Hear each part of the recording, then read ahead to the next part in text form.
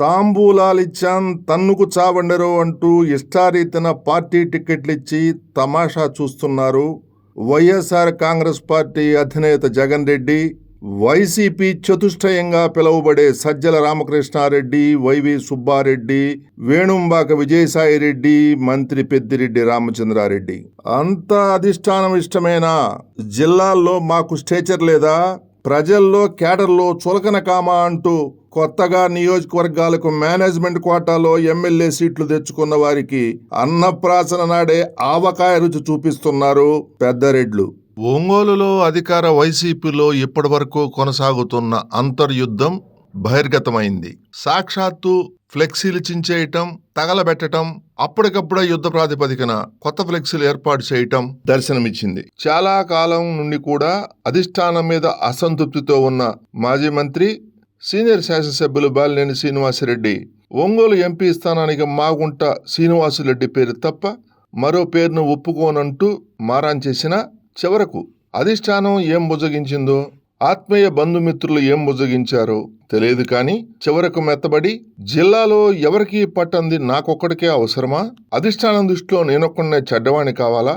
నాకు ఒంగోలు అసెంబ్లీ నియోజకవర్గంలో స్టేచర్ లేదా అంటూ అనునయింపులు చేశారు. ఇక అధిష్టానం వెంటనే ఒంగోలు పార్లమెంటుతో పాటు కొన్ని అసెంబ్లీ నియోజకవర్గాలకు కూడా కోఆర్డినేటర్గా చంద్రగిరి ఎమ్మెల్యే చెవిరెడ్డి భాస్కర్ రెడ్డిని నియమిస్తూ సాక్షాత్తు జగన్రెడ్డి పేరుతో ఉత్తర్వులు వెలువడ్డాయి. ఇక కథ మామూలే. మాజీ మంత్రి ఎమ్మెల్యే బాలినేని శ్రీనివాసరెడ్డి హుటాహుటిన హైదరాబాద్ వెళ్లిపోయారు.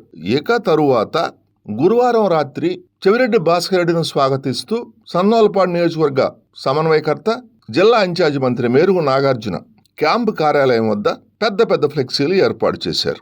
ఏమైందా ఏమో, తెల్లవారేలోపు చెవిరెడ్డి భాస్కర్ రెడ్డి ఫోటోతో ఉన్న ఫ్లెక్సీలు మొత్తం గుర్తుదెలియని దొండగులు చించివేశారు, తగులు పెట్టారు.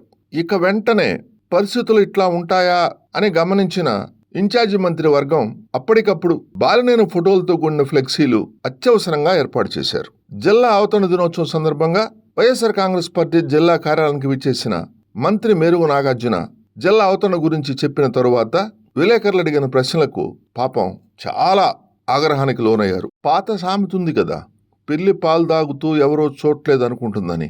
అలాగే అసలు ఫ్లెక్సీలేంటి, నా క్యాంప్ కార్యాలయం దగ్గర ఉండటమేంటి? ఒకవేళ ఏదైనా గాలి జినిగిపోయినాయో, ఇంకో రకంగా జినిగిపోయినాయో జాగ్రత్తగా మాట్లాడండి అంటూ జర్నలిస్టులకు వార్నింగ్ ఇచ్చేంత పనిచేశాడు. ఇక తర్వాత కథ ఏముంది? జగన్ రెడ్డిని పొగుడుతూ ఆత్మస్తుతి, చంద్రబాబు మీద నిందాస్తుతితో పాటు ఢిల్లీలో ఆంధ్రప్రదేశ్కు స్పెషల్ స్టేటస్ కోసం దీక్ష చేస్తున్న పిసిసి చీఫ్ షర్మిలమ్మ మీద కూడా పాపం మేరుగు నాగార్జున కొన్ని సెటైర్లు విసిరారు. పాపం ఇన్ఛార్జి మంత్రి సార్ ప్రొఫెసర్ కదా, విద్యార్థులకు చెప్పినట్లే రాజకీయ పరిశీలకులకి, జర్నలిస్టులకి, ప్రకాశం జిల్లా ప్రజలకి పాఠాలు, కథలు చెబుతున్నారు.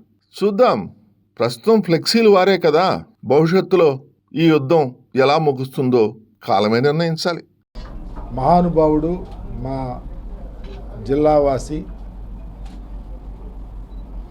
స్వతంత్ర సమరయోధుడు, మేధావి అయినటువంటి టంగుటూరి ప్రకాశం గారి యొక్క పేరుతో ప్రకాశం జిల్లా ఏర్పడిన నేపథ్యంలో ఈరోజు వారిని స్మరించుకుంటూ భావితరాల కోసం వారి ఆలోచనల ప్రకారం ఈ జిల్లా అభివృద్ధి చెందాలని, సర్వతోముఖాభివృద్ధి చెందాలని, ప్రతి ప్రాంతం అభివృద్ధి దశలోకి వెళ్ళాలనే ఆలోచనతో ఏర్పడినటువంటి జిల్లా ఉజ్వలంగా ముందుకెళ్ళటానికి ఆస్కారం కలుగుతూ ఉంది. కాబట్టి జిల్లా ప్రజలందరూ మహనీయుని గుర్తుపెట్టుకుంటూ వారి యొక్క ఆలోచనల ప్రకారం రాబోయే రోజుల్లో ఇంకా ఈ జిల్లా అభివృద్ధి చెందటానికి రాజకీయ నాయకులుగా, పొలిటికల్ పార్టీస్గా ప్రభుత్వాలను నడిపే అవకాశాలు ఉన్నటువంటి ప్రతి ఒక్క వ్యక్తి ఇన్వాల్వ్ అయ్యి ఈ జిల్లా ఇంకా ముందుకెళ్ళి అభివృద్ధిలో ముందుకెళ్లాలని ఆకాంక్షిస్తూ ఈ కార్యక్రమంలో పాల్గొన్న ప్రతి ఒక్కరికి కూడా ముందు ధన్యవాదాలు తెలియపరుస్తా ఉన్నా. ఏం ఫ్లెక్సీలు దయచేసి మీరు చూడండి, మా క్యాంపు కార్యాలయం కాదు. మీరు మాట్లాడేటప్పుడు జాగ్రత్తగా మీరు ఒక్కసారి విపులంగా దయచేసి కన్సన్ట్రేట్కి వెళ్దాం.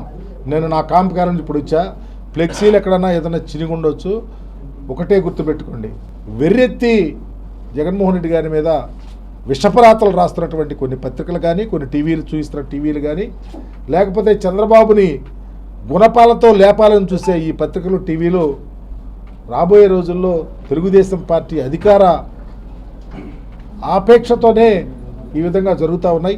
చంద్రబాబు మోసాలను నమ్మొద్దని, రాజకీయాల్లో చీడపురుకు లాంటి చంద్రబాబుని దరికి రానియొద్దని, పేద ప్రజల సంక్షేమానికి కట్టుబడి పనిచేస్తున్నటువంటి ముఖ్యమంత్రి గారి వెంట నడవమని ప్రకాశం జిల్లా ప్రజలకు తెలియపరుస్తూ రాష్ట్ర ప్రజానీకాన్ని చంద్రబాబు ఉచ్చులో పడద్దని మీ ద్వారా తెలియపరుస్తా ఉన్నాను. షర్మిలమ్మ ఢిల్లీకి వెళ్ళి ప్రత్యేక హోదా విషయం ఈ 4.5 సంవత్సరాల్లో ఎందుకు మర్చిపోయింది? ఇప్పుడు ఎవరు చెబితే వెళ్ళి అడుగుతోంది, ఎవరిని దూషిస్తాకెళ్ళింది? ఇవన్నీ చంద్రబాబు చేసే డ్రామాల్లో, నాటకాల్లో ఒక భాగం.